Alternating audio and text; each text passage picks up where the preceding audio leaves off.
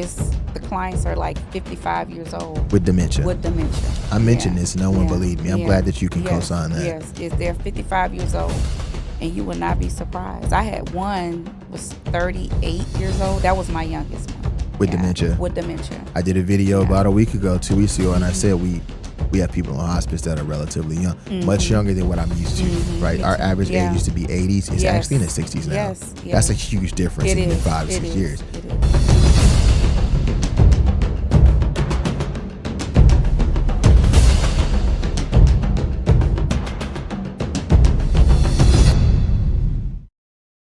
Welcome. This one is exciting to me. I love senior placement, and we have today Teleke Dorsey-Traylor with WeCareMoreSeniorPlacement.com to give us the insights on not only senior placement, but also what's really going on with the seniors right now. Teleke, thank you for coming.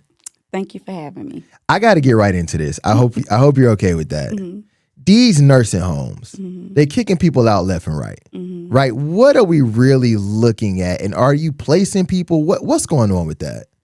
So, yes, we are placing. We, of course, place clients with, sometimes they may have challenging budgets. So we place them from a budget of $600 on up, depending also on their level of care. So we'll try to find like different resources to be able to help them. But we have been running into a lot of challenges with different clients and trying to help them navigate the entire process, also educating them on the difference of if it's an independent living, an assisted living, personal care home, or a nursing home, and letting them know what is what. What does $600 a month get you, right? Like I can't imagine paying that. Like, what does that do? So typically, it's more like an independent living, and we just bridging the gap, like adding like maybe hospice services, home health services to come in. Also, it's government services that is provided. It's called the GUIDE program, where they will come in. The government pays up to 72 hours. They have to have like some type of dementia, and it kind of bridged the gap to help with those clients that are having that challenging time of their funds. So, how long have you been in the business of this?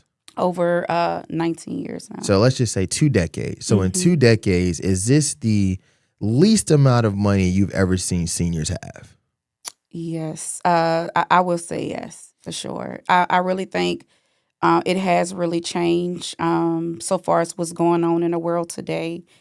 Families have been struggling a little bit more on trying to just navigate and pulling funds from here to there, maybe going into their 401k. Yeah. Some of them never even heard of long-term care insurance. Really? Yeah. So it's like we are educating the kids that's helping their parents bridge that gap of even getting long-term care insurance as of right now, so they don't have to struggle finding those options. So I love long-term care insurance, but I'm being told that it has changed significantly over the past few years, where it used to be you buy it at 50 years old roughly, and you pay a monthly premium, and maybe through your job or whatever it might be, and they would just pay whatever. But now they're saying it's not like that anymore. It's not. The changes is coming, meaning that you have to wait 90 days or something like that for you to be able to get the funds to be released. It all depends on what companies. So they'll have to pay, when I say the family will have to pay out of their pocket for the first 3 months before they're able to receive that those funds. That's not that crazy though, because if you started at around age 50 is what I normally tell people. By the time you're 75, you've paid into it for 25 years, and you've got a space where they'll pay for your living expenses, I guess, for eternity, or is there a cap on that too? It's a cap on it. It's up to 5 years. So they base it for 5 years, and then after that, you'll have to figure it out. I have heard in the past, my loved one may not live that long, and who knows, what God have in store, but it's a cap of 5 years. I didn't know that. Now I have to wonder, if I'm starting at 50, why not just put the money up? Because how much are you paying a month times 25 times 12? Yeah. That's a total number of what might have been even done better in the market. So why do people actually need it, or do they still need it? Honestly, I would prefer to put it up versus putting it in a long-term care insurance. Okay. And the reason being is because you don't have a cap on that, and you saving your money anyway. So it's not gaining entrance or anything in that nature. You can be able to just save your own money, and you don't have to worry about a cap. So what happens if you actually don't use this insurance? So either it will go back to the company, or your heirs will be able to get it for sure. Like all of it, or just like a small portion of it? I would say a small portion of it. So that's where I kind of go back to, right? Why not just invest the money? To your point, it's like I like the idea of in putting money up, and it's like I have a 4-year-old, right? He just turned 4 last week. And if I put into this plan for him to go to college, then what if he doesn't want to go to college in the future? That's when it's like, well, I'm better off just investing those funds. And I'm kind of thinking the same thing with long-term care. Would you agree? Yeah, I agree. So that brings me back to a whole nother point, because I still want to talk about this insurance and with people. And I'm just going to say it, right? I read every day, every week at least, nursing homes being shut down all over the country, not just Georgia, all over the country. What do you think is causing this? What is it that you're seeing in the marketplace where you can say, this is what's happening, not the insurance company's fault, not the nursing home's fault? Like, what's going on with that? I would just say typically, they're not being basically paid out. Maybe it's taking some time for them to receive the payments from Medicaid in regards to the clients that's long-term.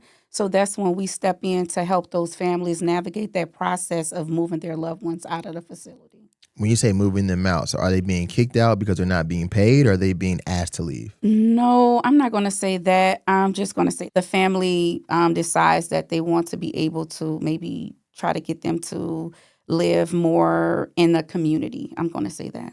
One of the things that I've noticed about nursing homes, and I've gone on record to say this, they do it's 2 parts, right? The first part is long-term care.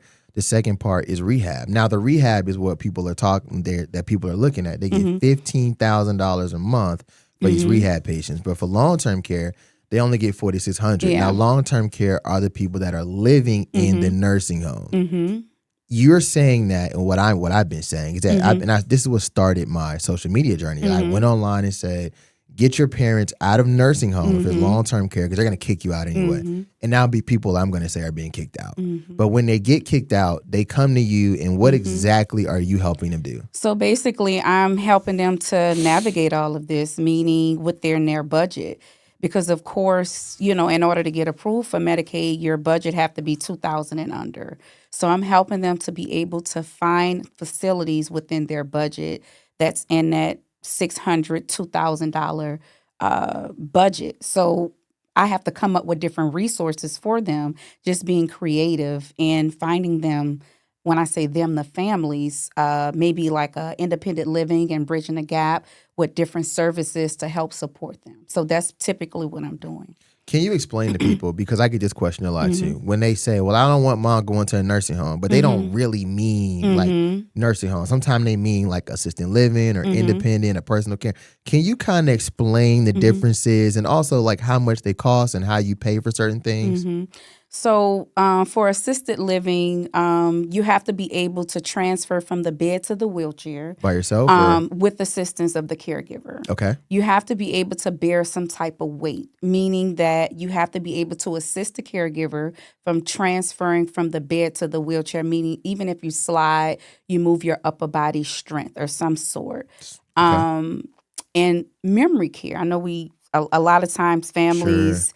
We help clients with mental health. So I know a lot of placement companies, they kind of shy away from that. But, everyone come with different mental, and our goal is to make sure that we find the right facilities that's licensed to take care of those people. Because some places will accept those clients, but in 30 days, they'll be calling me back saying, hey, Teleke, I'm sorry. We try to do it on our own, and then we have to go ahead on and replace those clients into another facility, because they do have licensed personal care homes that can be able to accept mental health clients. Mental health like dementia, or mental health like schizophrenia? So schizophrenic, clients that been through challenges in their life, punching holes in walls. So, that's the things that other companies don't talk about. they kind of shy away from those. And our goal is to try to bridge the gap to help everyone in the community, not just, okay, someone have dementia or they may have fall. Our goal is to try to help whomever need the service. So We Care More senior placement doesn't just help seniors. You just help anyone who needs to be placed. So we typically have help seniors, but we do run across, case managers calling us saying, hey, we need someone to help. I have a client that's 41 years old. So we try not to turn those clients away. We try to make sure we help the community because they don't know all the resources that's out in the field. So we try to still help the clients, even if they're 41 years old or not. Yeah. So in Georgia, you have independent, personal care home, assisted living, and nursing home. And memory care. Which one is the most expensive right now? It's memory care, for sure. What's an average? So an average rate for memory care is like $4,500 and up. That's not bad, though. That's not terrible. It covers your housing, your food, your care. And then you said and up, though, right? Yes. That's where it gets tricky. So it can come up to like $15K. It all depends. A month? Yes, a month, yeah. For what? What, they get steak and lobster every day? What do they get? I really want to know. So it's their level of care, meaning like they may need a Hoyer lift, they're totally bed bound. So it's only certain different facilities that's able to assist those type of clients that need that. So you can be bed bound, you just can't come in bed bound. That's what you're saying. So, some of the places that are licensed that can accept bed bound, you can come in as a bed bound client, but it's certain facilities that you can be able to come in that's bed bound. Okay, and so those are the ones that are going to be, I'm assuming, more expensive than the others. Yes. But sometimes what we do is we negotiate the rate. So meaning that if we know our client is working with a certain budget, because some clients, they see chandeliers and they think, okay, this is the right place for mom. But typically that's not, because mom may have a certain level of care that she may need. So she may need to be in a smaller environment. So that's where we come in and say, hey, we'll give you 3 different options. We'll go through those 3 different options together. And if they don't meet your requirements, then we go to the next. And then if we notice that the client is kind of giving us a little pushback on finding these facilities, then we sit down and have a heart-to-heart talk with them and say, hey, I understand that you're looking for chandeliers and things in that nature, but our goal is to meet the client where they are. We want it to be nice, very clean, but this facility is able to take care of mom or dad. Okay, so we have a Healthcare Henry Academy, and what we do is we bring people in, teach them how to start healthcare businesses.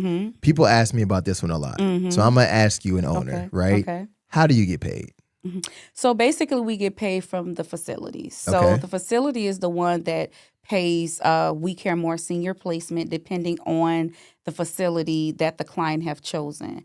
But our goal is really not about the cost, because you're going to make money regardless. So that's one of the reasons. I know I'm taking you off this stuff, but that's one of the reasons why I really got into this field, because I don't want my families to feel like we placing you here because of is a high-end place. I really want to make sure that I treat your mom or your dad as if they are my loved ones. So I want to place them in an appropriate place depending on their level of care, not just their budget.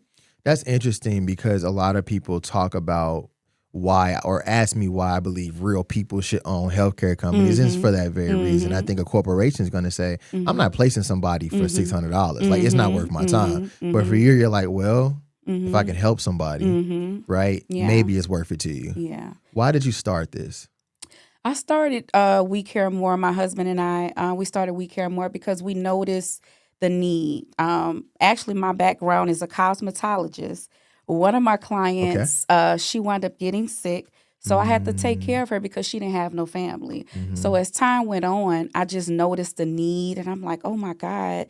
I didn't know I can be able to, of course, when you're doing hair, you're more like a therapist talking to someone. I agree. So when you run into a client that really need this help, of course, your heart comes first. And she's been my client over 15 years. So when we moved to Georgia, I just wound up helping her. She wound up transitioning. So that's what made me get into the healthcare of being a CNA. So as the time went on as being a CNA, I noticed different placement companies, they placing a client still coming back to me as a CNA saying, hey, I went touring all these places. No one went out to tour with me. I'm just so stressed out. So it was just different things that they was coming back. So what I did was, when I used to be going to work every day, maybe on my break sometimes, because sometimes I used to work overnight shift, I would sit down and find out, like, what is the need? What is the gap? What is missing? And what was missing is touring. You have to tour with your clients. You can't just send them 15 lists and say, hey, you go ahead on and find out what's going on with these facilities, because sometimes the family just researching. So if you don't know these places for sure, how can you send them out on a tour and they don't really know how to look for the place? They don't even know even some of the questions to even ask. So that's what made us start We Care More Senior Placement. You say came to Atlanta. So where are you from? I'm from New Orleans. New Orleans. I went to New Orleans, I guess about 3-4 months ago. I'm really bad with time and dates and stuff, so don't give me that. They have the best food in the world. Oh my God, yes. So I got to ask now, right? How are your cooking skills? Oh, Harry. Oh my God. You know what? You Thank ain't God from New for Orleans. my husband. You ain't from New Orleans. You ain't from New Orleans. You ain't lying. You from Mississippi or something. You ain't from New Orleans. No. So when my dad passed, my mom moved us sorry. up to Detroit.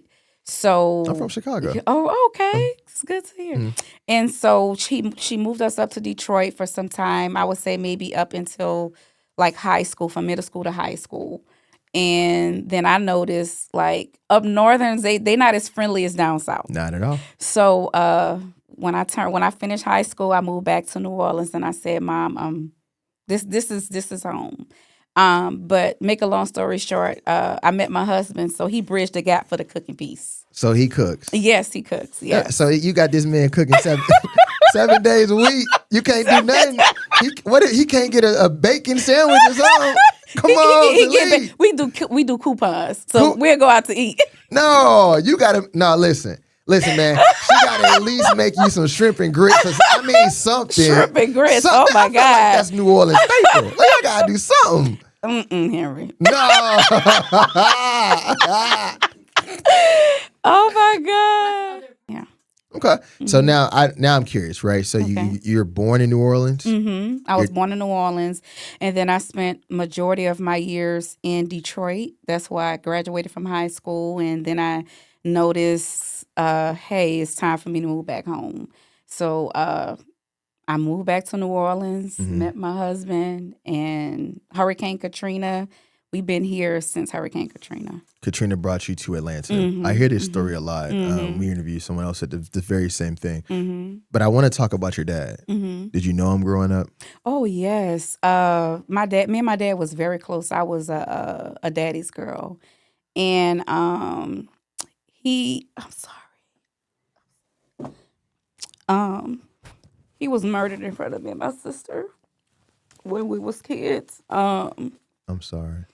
Yeah, the man tried to the man tried to shoot me. He was saying sexual comments to me. So my sister told my dad about it.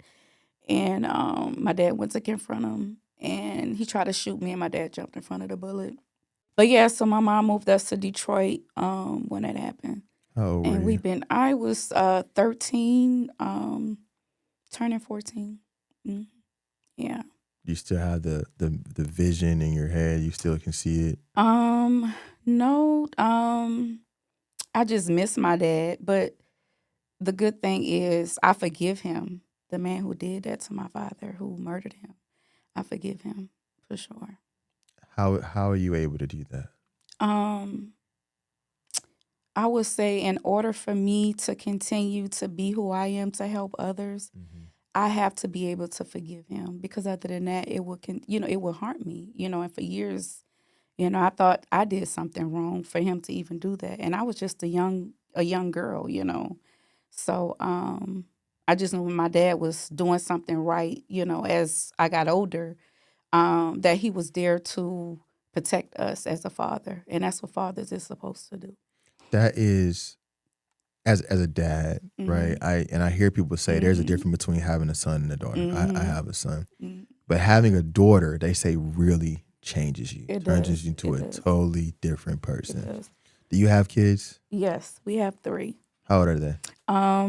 Genesis is 21. Is that your first kid? That's my bonus daughter. Okay, So, okay. yes. So Okay. Genesis is 21, and Damien Jr., he is 20. Okay. And then we have JT, which is Justin. He's 16. That's the one that just had a birthday. Yes. That's and the he one. took the whole month, he think is his birthday. Yeah. But we don't want him driving. Is it the one you were telling us about the other day? Yeah. I don't want him driving until at least he's 20. You know, the age is...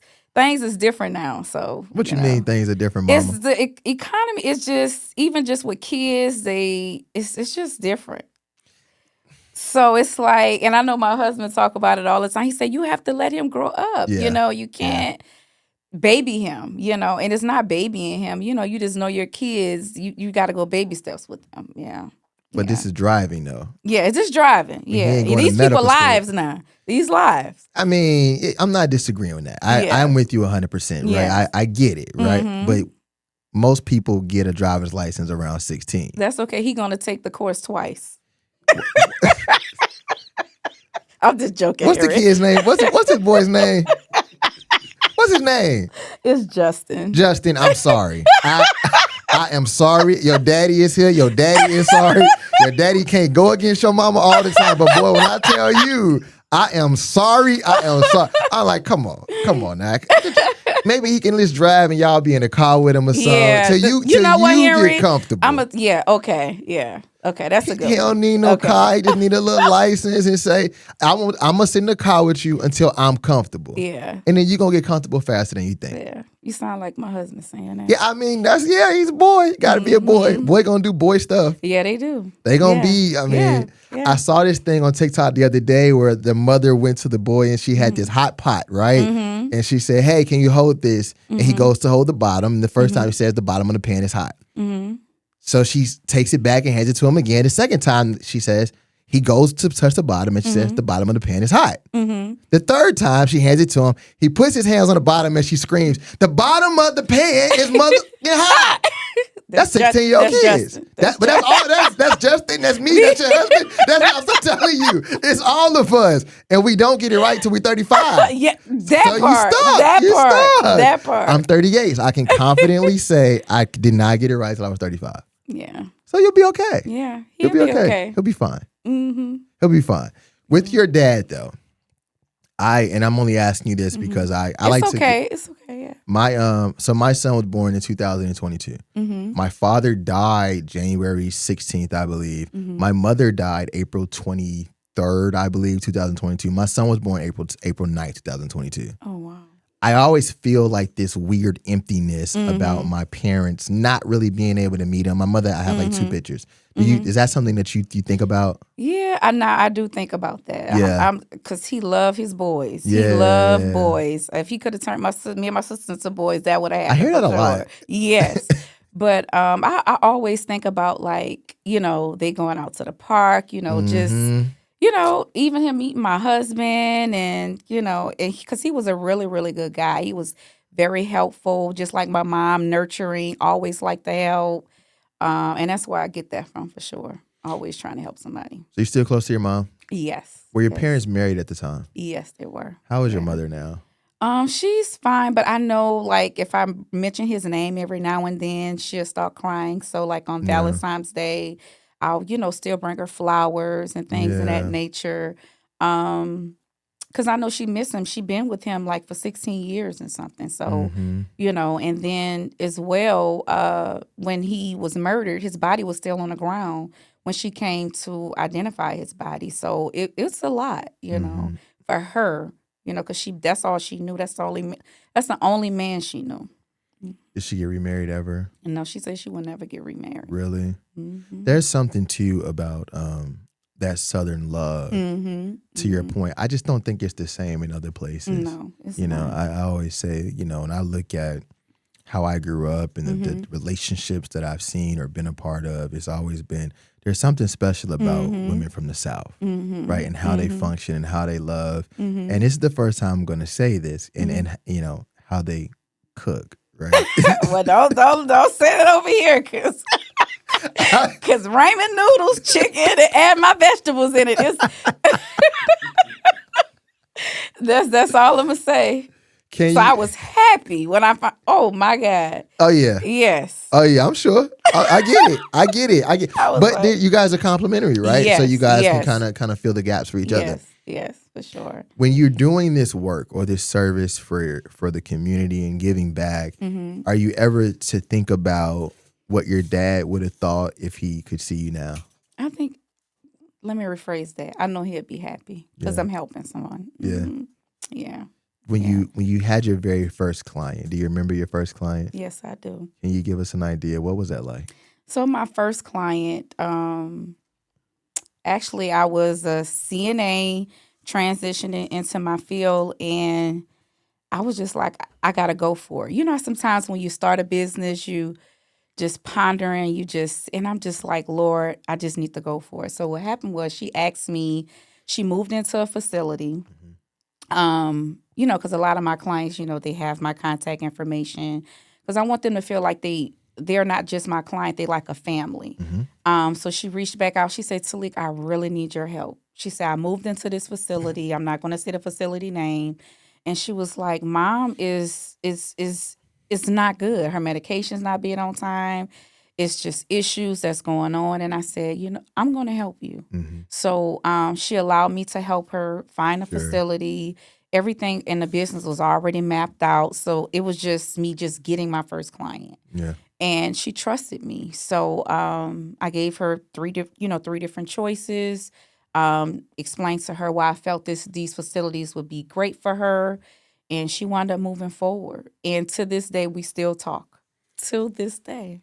Being a CNA is also super impactful in your story. I believe that CNA should actually go out and start their own business. It's a major belief of mine. I think that they genuinely care. Yes. And I think that we have doctors, we have nurses and all that stuff, right? But they're not the ones in the room. No. Like, they're not changing your diapers No. or getting you ready for the day. That's a different type of it love is. and It care is. that you got to have. It is. Whenever I see a CNA, and I'm actually going to talk to Sheena about this, figuring out how we can help them get into helping them start their own businesses more, because they really would do a great job. And I will help you with that. Yeah, we should look into that. Yes, They'll do a great job. And I think you're a testament to that as well. And when you say to me, I still talk to my first client, that's how you know it's not just a number. This is a person. It's a person. This is a person. Yes, is this something you ever would think that you'd be doing as a kid? Honestly, no. I never thought. I thought I was just going to be this hairstylist, helping people with alopecia, because that was my thing. I love dealing with clients who have alopecia, just helping them, make them look beautiful, or in me not knowing ever that I was going to be a CNA. I did not know that God was going to lead me into that direction, because you still help me. And I just love, even to this day, if I have to, I would put on my gloves and it's because that's just something from the heart, caring. Alopecia, that's the what they were talking about with Jada Pinkett Smith and the hair situation. Yes. That's when the hair doesn't grow? The hair doesn't grow. The hair follicles is just, you have to get implants. But the clients, they may have damages. So certain spots that they have alopecia. So they want like a sew-in or maybe like a wig to be made. Yeah. So to even that, your journey or your background was really in helping people feel better about themselves and really putting in. It's not just going in. I just needed like I don't know anything about women's hair, but like a treating the scalp, massaging it. Okay. Just making them feel like you're important, you love, because the crown of your head is everything. Got you. Yeah. And so your service is only paid for by the companies, right? Yes. So families don't pay anything. Families don't pay anything. And certain clients, like I stated, that can't afford it, we still help them. We don't get paid for, some of the low income clients. Sure. But the goal is to try to help our community, because everything is not based off of money. Money is, I always tell people, CNAs, whoever, money is going to come. If you're doing the right thing, money is going to come in your direction. How long you been doing this? 3 years. 3 years. But you've been doing it for yourself. For my business, yes, for 3 years, yes. But overall, 2 decades. Yes. Is that what you told me? Yes. So when you've been doing this, right, and how do you get, or what do you think is the biggest pain point for families? Just trying to navigate putting everything together. Yeah. Or if a family is bickering with each other because they're trying to get mom asset, or, trying to not knowing the difference between a nursing home, a personal care home, and they thinking a personal care home is all bad. And so I have to explain to them the difference and kind of walk them through the process of what it looks like. So I have to paint a picture for them. Do you get to go out and actually see the facilities that you're placing people in? Yes. So we go out to tour the clients of all the communities that, in the area and within their budget. We'll go out with them to make sure that these facilities meet their need, their expectations. We'll sit down with the owners or the managers of the facility, and we sit down with the client to talk about like what's going on to make sure they are a great fit. So when you go and you're talking to them and you're saying, hey, I'm not really feeling it here. You guys don't give great care. Is that just no, I don't use them? Or do you try to help them get better? What does that look So like? what we do is we ask them, so any personal care home, assisted living, we get a contract for them. Okay. So what we do is we follow our clients for 30 days. So we base our reviews off of our clients, not off of reviews offline, because sometimes it could be someone disgruntled posting bad things of the company. So our client is the one that give us the real reviews saying, hey, this would happen. So we just take it a little bit further besides placement. We would go in to do a care plan meeting with the facility if it's something wrong to give them a chance to make corrections. That's interesting because I've been saying this for a while. Like some people can be disgruntled, but the other thing that sits with me that bothered me a lot was how minorities are treated in healthcare spaces. And that's why we started WeTrustHenry.com because Google reviews are just that, to your point, right? Sometimes it could just be a disgruntled person. But do you find that you get different reviews from different types of people? I do. Okay. I do. And sometimes it can be someone with a lower income.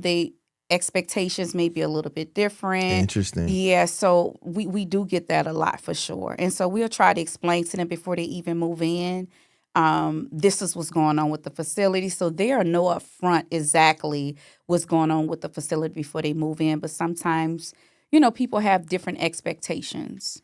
So when you talked about level of care, how do you assess that? Like, because one of the issues I have with facilities, and I love facilities. Let me say that because I know how they get. Yeah. I'm not saying that. I'm just saying I've never seen a rubric that says level 1, level 2, level 3, level 4. This is how much you're gonna. It always seems very subjective. How do you kind of go about doing that? So some facilities does, they do have a level of cares, but certain ones, they're come up in their own mind of what level the client is. So I'll try to ask them, hey, can you break it down for the client? Because they don't understand. I may understand, okay, a level 1. So level 1 is someone that's walking on their own, that can feed themselves. They just need that oversight for medication management. So hold on a second. So level 1 meaning you told us 4,500. So 4,500 you come in plus level 1. Why do you need a level 1? Just be the 4,500. Like level 1 is you just came in regular. Why am I? There's no extra level of care there. And that's a smaller facility that does not charge level 1. But if you looking into like an assisted living, some assisted livings, you will pay for a level 1. Okay, so that's how much roughly? About $500, $600 a month? Yeah, so it would be $4,500 maybe on top of maybe $500 for that first level of care, and then the level of care go up on top of the $4,500. So what's level 2? Level 2 is someone that needs assistance with transferring from the bed to the wheelchair. But they can be able to do it, but they just need that assistance to do it. So that's level 2. How much is that?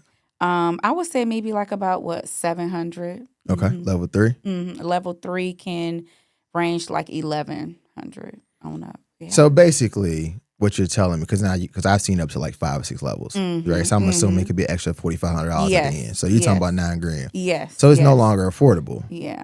So what do they do when someone comes in and they say to you, I only got $5,000 a month? You find them a place with $4,500 monthly plus level 1 $500. That's all they got. What happens when they go to level 2? So then that's when we have to go in and regroup and find them somewhere else that's maybe not as close to where they live within their budget. So then we'll have to find another place. I do negotiate, but sometimes with that level, well, not sometimes, all the times with that level of care, you cannot negotiate. They'll negotiate on the rent, but not the level of care. So if someone wants to, now this is important information. If someone's looking to go to assisted living and they come to you, they can negotiate the rent, but the level of care is in stone. Yes, it's in stone. It's no way you can be able to negotiate that. What about application fees and stuff like that? So that's typically the community fee. The Community community fees? fee is a one-time fee that includes nursing fees, whatever, each place is completely different. So either if you like in a higher end facility, it's almost the same amount as the rent for the community fee. It could be $4,500 a month, $4,500 for the community fee, and then plus the levels of care. Yes, the level of care. Yeah, nobody can afford this. Yeah. But that's when I come in too. I try to negotiate as low as I can, but it's only so much low you can go if they're looking for the chandeliers and things in that nature. Yeah. So this kind of reminds me of a one-sided real estate agent, right? Someone comes, they're looking for a house, they find them a house, only they're not getting, the real estate agent gets paid, by the buyer or the seller. You're being paid by the seller, but you're actually helping the buyer as well. Yes. Got it. So it's almost the same as some realtors. They're not negotiating the rate for you. It's just what it is. But when you're dealing with people, you want to make sure that they're not going over their budget because you want them to be able to live because every year their rate is going to go up. It's going to go up higher. So my goal is to always try to negotiate the rate as low as I can so they can be able to live. So if the rent does go up the following year, they can be able to afford it. What are some red flags at facilities? Understaffed for me. How do you know that going in? You or the patient or their family? How do they tell that? I can be able to tell for sure. Because for sure, I'm going to ask. Right. Even before the client comes, especially if I know the client is moving from another facility and I know that was their struggle previously before, and they want to move. Whether I help them or not, I'm going to ask the facility, hey, what is your ratio to each client? And my goal is to always try to find them a smaller community if that is the struggle with staff. I know what I've always been told is as long as we're complying, we're fine, right? So I think it's 1 to 14 for assisted living, something like that. And then for memory care, it might be 1 to 8. And they might say, well, I'm 1 to 8. So is that, to you, is that adequate? Or are you looking for someone that's 1 to 5? I'm honestly looking for a place that maybe have a little bit, maybe have 2 CNAs per the facility. So say, for instance, if I move a client into a personal care home that is bed bound, that's licensed to accept a bed bound client, I would like to at least see 2 caregivers during the day versus 1 caregiver trying to get this person up, do medication management. Because in a personal care home, they prepare the food, they do everything. So they the chef, the caregiver, and things in that nature. So my goal is to always try to find a place that's smaller for those type of clients, at least with 2 caregivers during the day. And how much is a personal care home normally to get in there? So personal care home is pricey just as an assisted living, believe it or not. So you can find it as low as $2,500. Some clients I have that only can afford $2,000. So that's when I go in to negotiate the rate for them. Okay, I want to run this idea by you. You ready? I believe that there's another way for people to do this. Okay. And what it is if I go get 4 or 5 families, right? And we all are gotta take care of our loved ones anyway. We put them all in one house and we rotate days taking care of those people. What do you think about that? No. Why? Because you have to be able to, now are you having a CNA to come in? Because the families can't do it. So, of course, you'd have 1 CNA. Okay. But you won't have the overhead of trying to pay individually, right? So if you got 5 people paying $3,000 or $4,000, that's $20,000 a month. You can keep majority of that if you put everybody in one house, right? 1 CNA, or even if it's just at night. I think you can get away with just spending outside of 40, maybe 15. Yeah. So you cut a lot of cost there for everybody, but everyone has to go spend a day. So 1 day, Monday, Tuesday, and it's a rotating fee schedule, right? So everyone does that. You don't think that would work? No. And the only reason why I say that is because what if the client is a fall risk, or, and because if they're going from house to house, that's almost like a shared service program, to where that client may need a little bit more assistance to where they cannot be left alone unless the client is a little bit more independent. So what you're saying that it will not work unless the caregivers are skilled. Yes, unless the caregivers are skilled, and if the client is able, if they're in their right mind. So meaning that they don't have dementia, or if they are in a bed bound, they're not able to fall. They can't be a fall risk. So at least someone that's maybe like 55 and up that that may need that, just a small amount of oversight, basically. I'm going to make a statement. Go ahead. And I want you to answer it. Okay. I have a parent, Mm-hmm. and I always promised my mom I would never put her in her facility. Mm-hmm. I feel guilty about doing this. Mm-hmm. What do you say to that person? When I see families that struggle, which is a lot, I have a lot of families that's like that. Mm-hmm. I ask them, do you prefer to be the caregiver? Because that, you become declined as you trying to take care of your loved one, or you want to be the daughter of the son. I like that. And I like that. the reason why I say that is because you want mom to be able to go out and enjoy life. You don't want her being in a home setting where she just watching television all day. You want her to feel like she's almost like a 55-year-old Chateau Elan. Yeah. You want her to feel to where she can go and do activities at whatever time of the day, and you can just come and visit mom. And if you want to take mom or dad, to spend some time with her in your home, you could still be able to do that. But you always want to separate the two. What if you can't afford it? Then that's when we come in and we support you with that. We figure it out. Yeah, we figure it out together. I love that answer because I think a lot of people are suffering with that. But to your earlier point, I think they're suffering with what they thought was going to be a nursing home versus like a paid facility. Yes. And then the other part about nursing home is paid by the government majority of the time versus paid facility you pay out of pocket. So paid facilities are normally going to be a little bit nicer because they're competing with other people who are paying out of pocket. Yes. When you do placements, how long does it normally take? If someone calls you on a Monday, what does that look like? Walk us through that process. So that was me today. Today's Monday. Today is Monday, yes.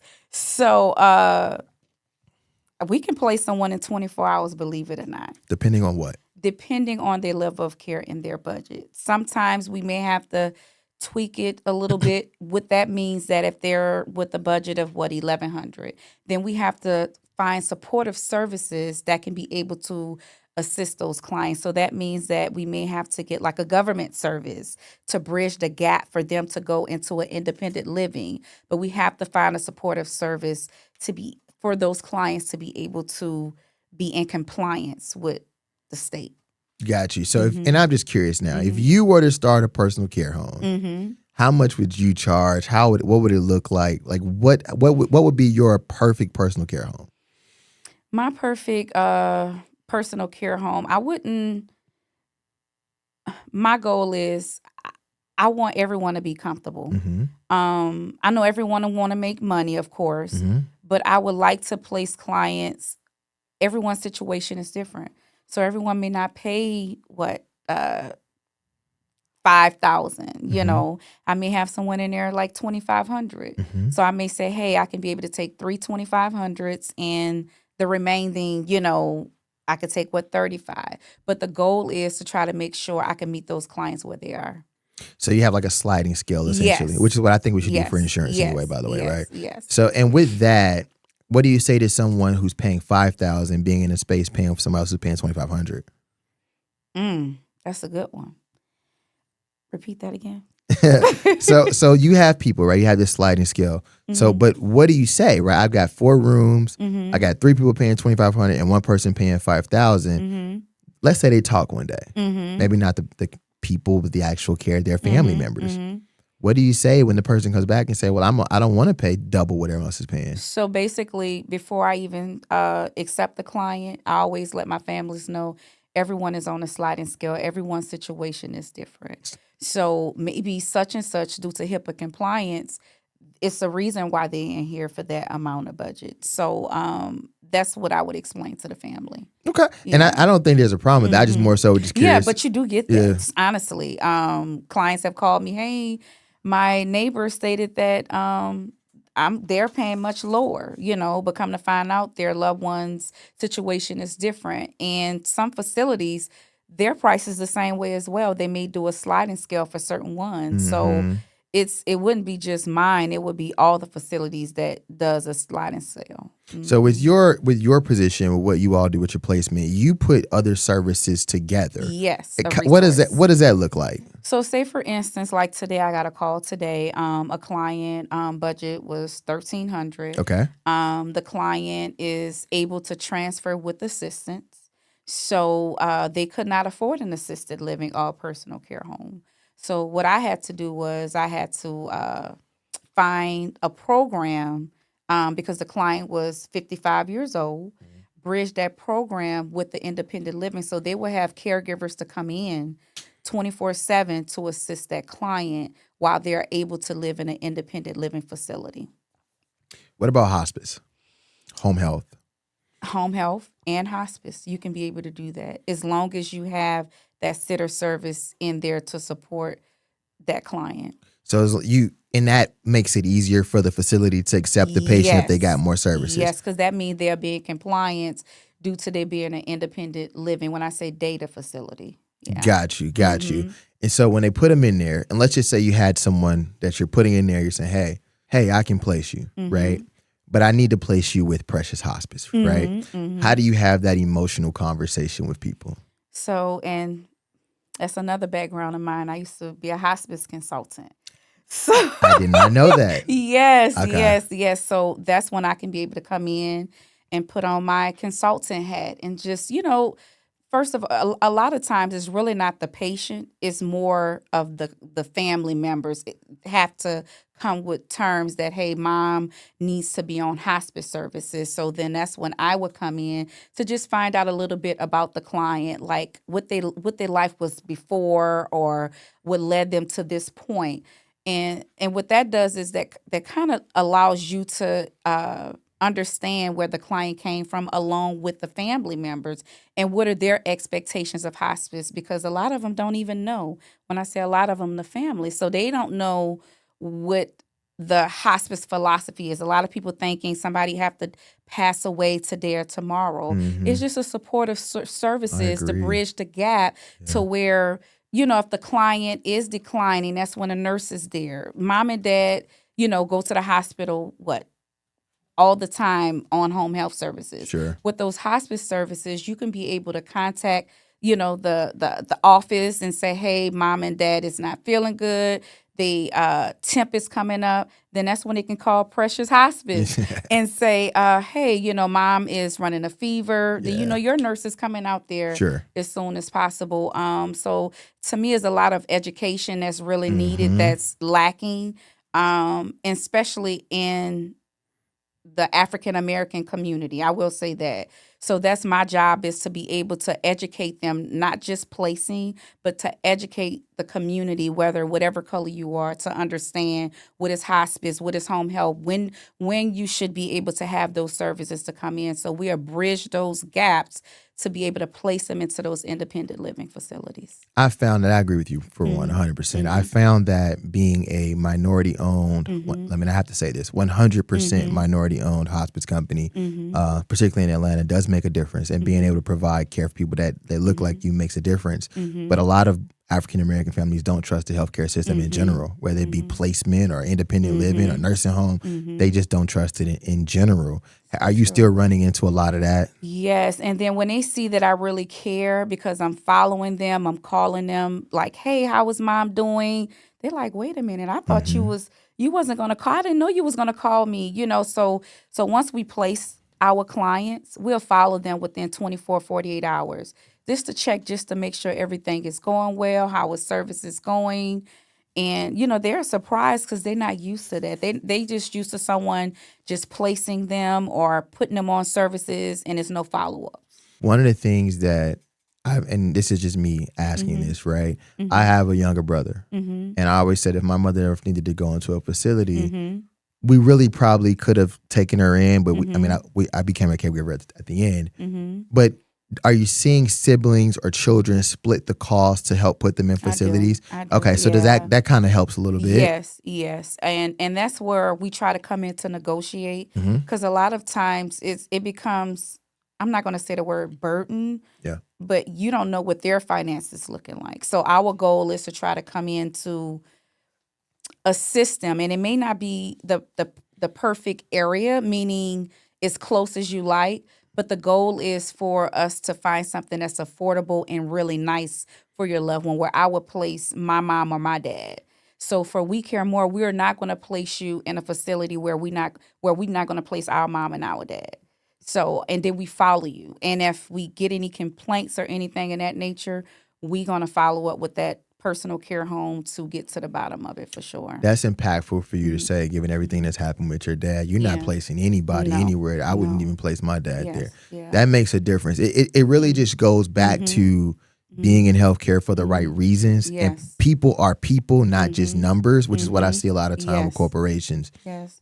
With a lot of families that are also on like VA benefits and things like that, is that easy to sign up for? Or what are you seeing happen with this administration and those VA benefits? So I had one client, this was Friday.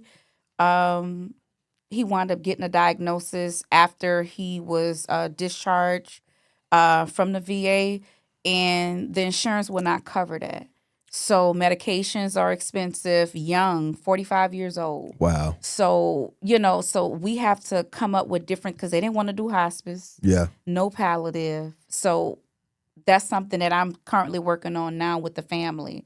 The client is ready, but the family is not ready to come to terms with those additional services. We gotta send me in there. I Yes. take care of that for Okay. you. Trust Okay. me. Okay. I done Okay. turned some folks around. I done Okay. turned some Okay. folks around, and Okay. I mean that because I know people are gonna take it and act crazy. But Yes. what I'm saying is like giving them true education. Yes. And I think that's where your greatest value is, right? I think sure you can place some people into this place and all of that, but education is Yes. so big. Important. It's Yeah. so big. It's so important. And I look at even when we first got started and running these companies, it's like people don't even know the type of resources that exist for them. Yeah. When you tell me that there's someone who can help you get placed into a facility and you don't have to pay out of pocket for that, that's a game changer. That means you just call Teleke, say, hey, Teleke, mom got to get out of here. I got $1,200 a month, and you find something and no charge to them. No charge. We gotta help these. We Yes. really Yes. gotta see. It's such a need. It's such a need for sure. One of the things that comes up for us is dementia, a lot more than I've ever seen. Now, I've been in hospice this is my 12th year. Are you seeing more people needing memory care now than ever before? Yes, for sure. And it's younger. The clients are like 55 years old With dementia. with dementia. I mentioned this. No one believed me. I'm glad that you can Yes. co-sign that. Yes, they're 55 years old, and you will not be surprised. I had one was 38 years old. That was my youngest one. With dementia. With dementia. I did a video about a week ago, 2 weeks ago, and I said we have people on hospice that are relatively young, much younger than what I'm used to, right? Our average age used to be 80s. It's actually in the 60s now. Yes. That's a huge difference in 5 to 6 years. It is. We're seeing a lot of that. Now, with those dementia patients, though, they're still going to memory cares because those would be, and, we talk about this a lot, our sandwich generation people. Yes. Right. I'm seeing a lot of people in this sandwich generation. So my age, roughly your age, where we have, I got a 4-year-old, but if my parents were still alive, I'd be taking care of both of them. So I'd be in the middle of this like sandwich having to do that. A lot of the times people are saying, well, I don't have money because I'm having to take care of this kid and my loved ones. But what is it that you can kind of do to kind of help those people? Because that's a huge generation of people that are struggling right now. So we do work with a lot of different government funding programs, so where they can be able to come in to support those families, meaning with like sitter service, back to what I was stating for the independent living. So basically those clients will go home, be on the government funding program that I was set up for them, along with the government funding sitter service to bridge that gap to keep them inside of their home. Got you. And so is that easy to sign up for? How long does it take to get actually signed up? I typically ask the case managers as soon as they talk to the family, find out the demographics, to let me know, because that takes up to 3 weeks. what can senior living facilities do better? Not specifically across. If you say, hey, we need you to focus on doing this, what would be that thing? I would say have monthly care plans with the families. How often are they doing that now? I haven't seen any do a care plan except for when they first come in. Ah. So that's what I can see. Maybe some do it that I don't know about, but I really feel that would be a great part because aging change and nothing stay the same. Medication change, the client change. So it's to me it's just better to have that care plan meeting with the family so it wouldn't be no misunderstanding That makes of what's sense. going on. That makes sense that you would say that because hospice does it every 2 weeks and you were a hospice consultant. That actually makes a ton of sense to me. I agree with that because now that you mention it, they don't actually follow up until there's a different level of care involved. They say, oh, grandma failed today. We need to charge you more money. Yeah. Then when they go about it that way. And by the way, every facility is not like that. It's not like that. Yes. Because they'll try to beat me up. Like it's no. What I mean? It's not. crazy. I will say every facility is not like that. Yeah. But I'm seeing more of it now than I have ever before. And we need to get more people owning these facilities. I've been saying this too, figuring out how to get a group of people together and start buying facilities so that we can kind of move that corporate structure where it doesn't have to be just private equity, but the everyday person owning their facility as well. But I would say like a quarterly care plan, because I know they have it when a client, like you stated, level of care has changed. But in between that point, the family need to know exactly what's going on with their loved one because they're busy. They seeing mom physically dressed, looking beautiful, or dad, but they don't know like what's going on with that care level unless something really happened to where they need that next level. Okay, I'm gonna give you another situation. Right, I got a mom, grandma at home. I, the child, know they need to go to a facility. Mama, grandma is saying, I ain't going. I'm gonna die here. Right? What do you do? So I would come in, talk to mom, have a conversation with her, find out. So basically what I have known with clients that are like that, they're feeling like their kids are taking their power away from them. Control. So their voice is the only thing that can be heard. You're preaching. So if I can sit down to find out what mom wants and what makes her feel like would be successful of moving into these assisted living, then she would feel better of doing it because you're putting the power back into her hands, even though the family no longer can take care of her. But if you can sit down with her and find out about her and what she want or he desire, then they will be willing to move. That happens all the time. So that's a thing. That's not just one-off. Yes. People actually need that. Yes. Interesting. So what do you say to the caregiver, right, who's just struggling with that? Do they call you early? How do they know when to call you to say, okay, I need help because I need mom to go somewhere, but I need you to do that? When do they know to do that? I would say to start putting a plan in place. Like if you notice mom, you coming into her home, she leaving sticky notes, forgetting to pay her mortgage or something in that nature, then you would just contact me, not stating that you have to place her within a month or 2 months, but start putting a plan in place to where you have that option and it's not mom fell, broke her hip. Now she in a skilled nursing and now you scrambling to figure out where she have to go. So if we start working on it as soon as possible, not stating that she have to be placed ASAP, but let's put a plan in place for her. So for my caregivers, they're burning out left and right now, right? Like they never seen sandwich generation, whatever. How do they avoid that? They basically avoid it by coming up with, like I stated, Henry, coming up with a plan. Reaching out to me and my team, and we sitting down with them. We do like a plan together to help that, especially with the sandwich generation, of coming. They don't even have to move half of the time. We can come up with different resources inside the home to be able to help them. With your company now, this is your 3rd year. Congratulations. Thank Most you. companies do not make it past year 1. Thank you. What's your long-term vision? Where do you see this company going?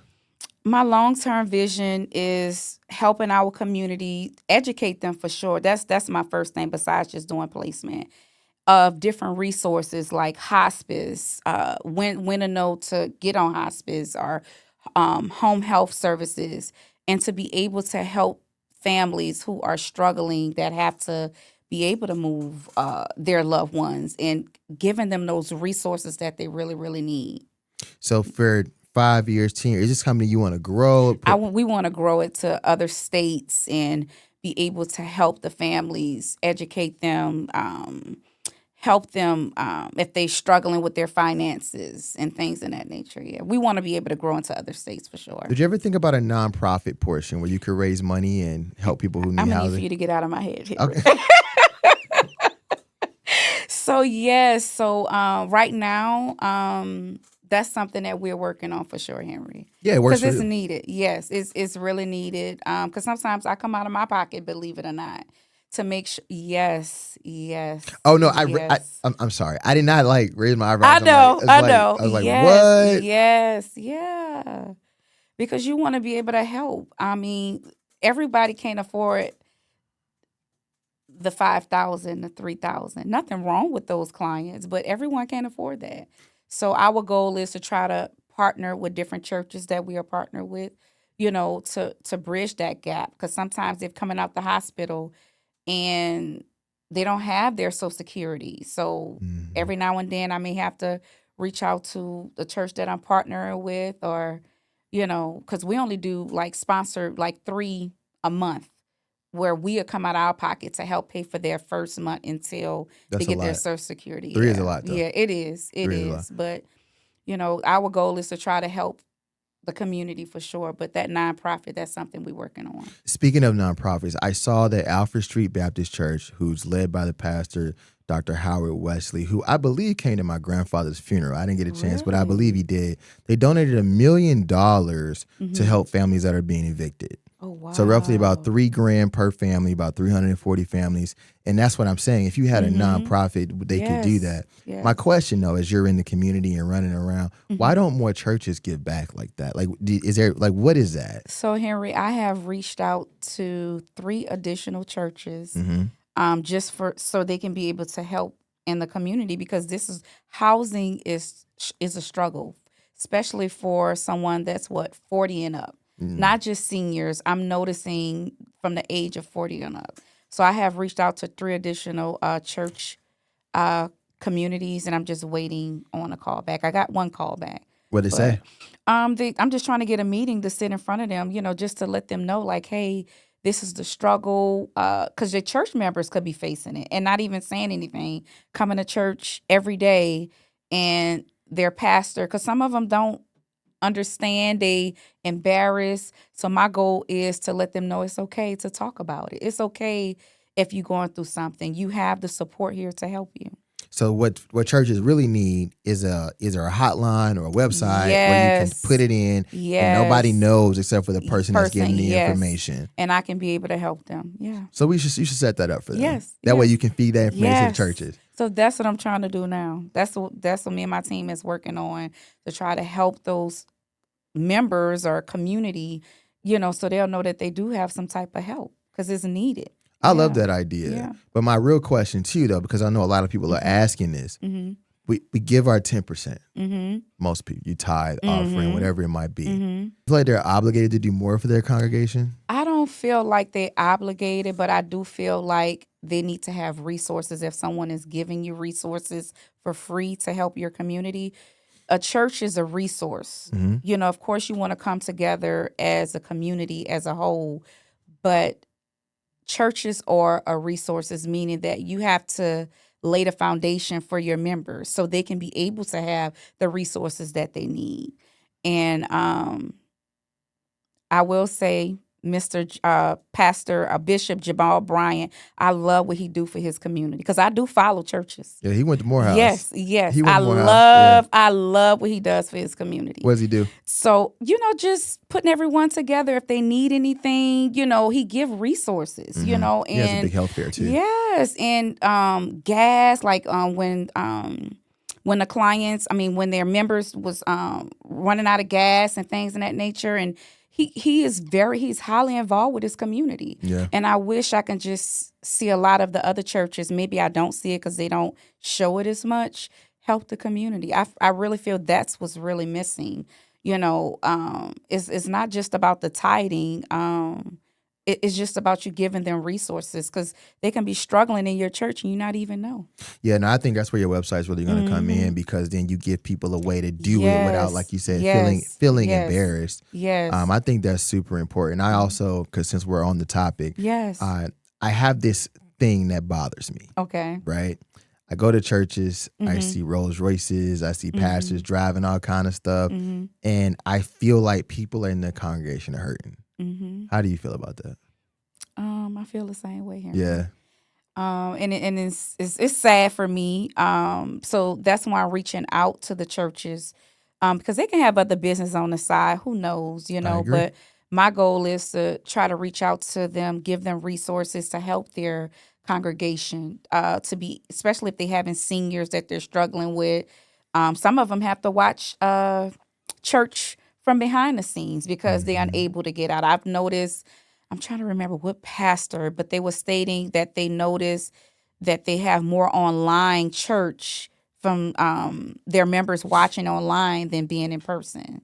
So I wonder if half of that is because of they have to look over their loved ones being a caregiver. But I just want to be able to give that resource, you know, so because it's missing. It's so missing. So churches are missing that. They're missing a grief component. I don't think they haven't figured that part out either, right? And then we used to have this thing called the sick and shut in. But you remember that? Did you grow up in the church? Yes. They don't really have that as much either anymore, right? Like what happened? What's going on with these churches? No. And I one of my clients, she's a grief counselor, and a grief coach. So I'm going to be working soon trying to get that together as well, because families are grieving because, you know, sometimes we placing clients that coming from hospice or maybe on hospice. So nobody never really talk about that, you know. They never really talk about the hard stuff. Yes. Is that mostly what we're getting at there? Yeah. And the churches could do a better job of organizing people, bringing them together, because we're already coming here on Sunday. Yes. Take another 20 minutes after church to have a grief session wouldn't be a terrible idea. Yeah. Maybe that's something you should set up with the churches too. Okay. That's a good idea, Henry. Thank you for these ideas. Thank you for these ideas. So I am one of those people, right? I am like an idea person, right? I don't really have like I'm like, let's just get it started. And then I got to like move on. That's kind of how I'm a true entrepreneur. I am not a long-term forever CEO. I actually am very envious of people who can do that and stick with one thing forever. I think I'd be a lot better off had I been able to do that. Hospice has forced me to do that because of the mission and being able to like be a part of it for so much. And also meeting people like you. Yeah. It's rare. I've met a lot of high-powered, high-paid CEOs, owners of these healthcare companies. I mean, I know these guys that are making $100 million a year plus. I've sat in rooms with them. And one of the things that I always say when I leave those rooms is like, how are you able to do this and provide the best care? Right. And it's like, I look at it, I wonder about it at home. It keeps me up at night. And I really just love seeing real people come up with real solutions and do it for the right missions. And you check that box for me. Yeah. So I appreciate that. I receive it. I appreciate that. I got a couple other questions. Okay. Go ahead. Now, about this non-cooking thing. Okay.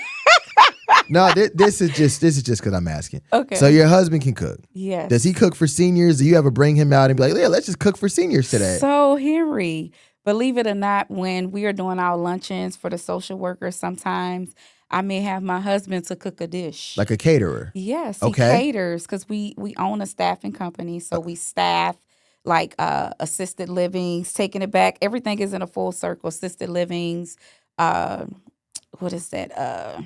I can't even get it out. Restaurants. So we staffing a lot of these places. So he does the catering piece.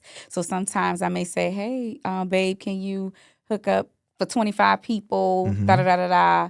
And if he's available, he'll be able to do it for me. So the past couple of years, we've fed over 5,000 seniors in Atlanta. But we have to pay a caterer and all that stuff to do it. It would have been much easier if you all had just come and we could have worked with y'all. Because then it becomes a joint event. Of course, you pay for some of the stuff and make it work like that. But that's something we should definitely look to do in the future. For sure. Another reason why I think people should be at the heads of these businesses and not regular random people who have not been from the community.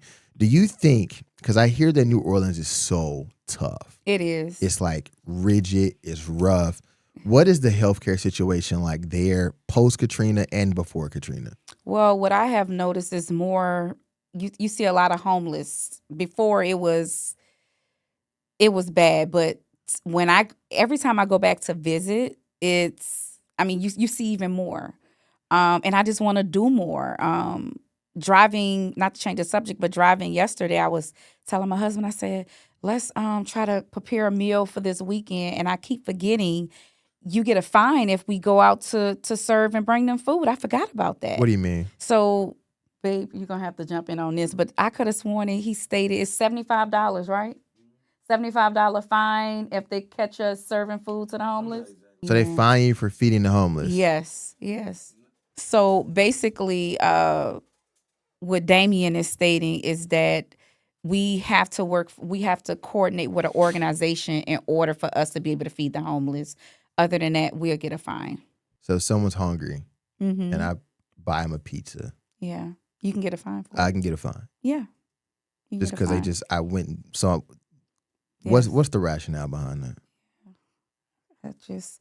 And then I was telling him, I said, well, he, because my husband, he's a proctor, ServSafe proctor as well. Mm-hmm. So he's the one that go in and make sure that give you your ServSafe certification, 5-year certification. Mm-hmm. And I'm like, well, you have that. You should. He was like, no, if you're not partnering with an organization, you cannot just go in and just serve no one food.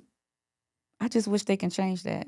That's one thing I wish they can change. There's this company in Atlanta, well, they're all over the country now, called Gooder. Have you heard of Gooder? Yes, I heard of Gooder. By Jasmine Crowe. Yes. I met Jasmine before this even was a thing. Okay. And I remember she would ask us to come out and she would cook out of her own crib or whatever and just like serve hundreds of people randomly on a Saturday, Thursday, whatever it was. And so then she went on and created this company called Gooder that collects the food that has not been used or purchases from restaurants and things like that. That might be a good connection for you guys too, because if you guys, and I guess for us too, because now if you're going out and you're trying to create a space where people can get food, now we're not worried about, is the food going to be bad? Is the food going to be good? It's, to your point, that's going to be on Gooder for that responsibility, but you also get to be a part of that momentum and provide whether catering services with said food or whatever that looks like. We need to reach out there and see what we can do. I would like that. Let's do that. I got as soon you. as possible. I'll do it today. Yeah. Okay. Is there anything I didn't ask you that people need to know? I only think about understanding of nursing home systems. I really want to touch back on that. Go ahead. So far as I know, a lot of families, they feel as if, like I had a client that called me today, dad coming from out of the hospital, and he has some type of mental health challenges. And I just want to kind of touch on that subject because nursing homes are not skilled to take care of anyone, that may have combative behaviors, loud, disruptive, and it's not dementia. It's more of like a schizophrenic. They're not skilled to take care of clients that may have those different challenges.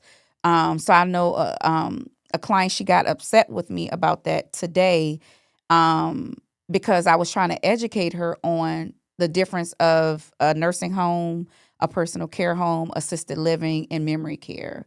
And I was just expressing to her that a nursing home setting is not for someone to have schizophrenic. It's for someone that have those health challenges, maybe bedbound, that need those resources that can be in long-term care, but not no one that have a schizophrenic.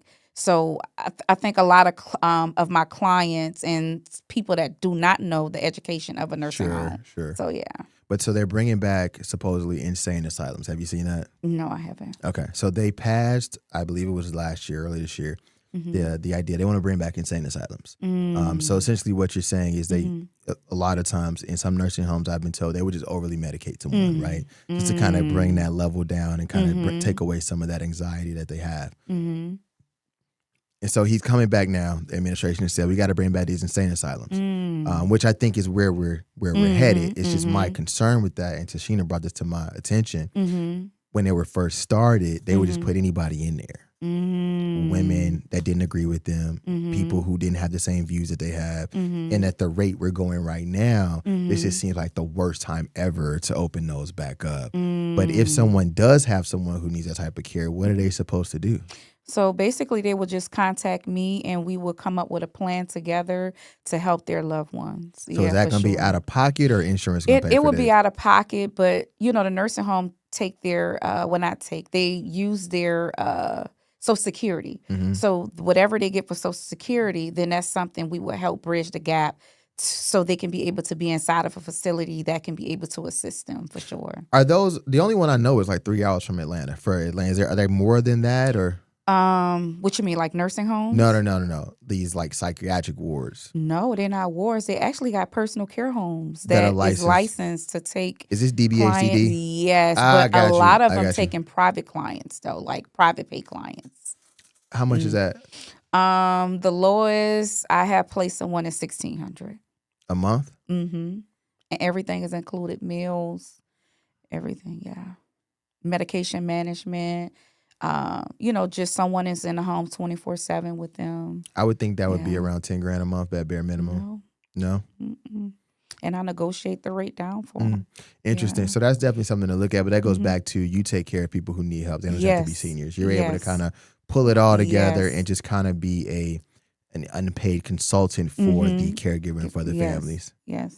I love that. Yes. Teleke, it's been a pleasure. Yes. Thank you for having me. Thank you. It really has. And again, it always goes back to people running businesses, not corporations. And you exemplify everything that we try to teach here. And I'm just really excited to have been able to meet you. Can you tell people how to find you? So you can find me at our website is www.wecaremore.seniorplacement.com. And my direct contact is 404-513-8839. And my name is Teleke Traylor. Teleke, it's a pleasure. We Care More Senior Placements, one of the best placement agencies out there. I appreciate you for what you do, for caring for families, and most importantly, giving those like a way to figure out this healthcare system, even if they don't have a lot of money. You deserve your flowers for that. Thank you. And thank you again. Absolutely. Come back again. I will. All right, thanks.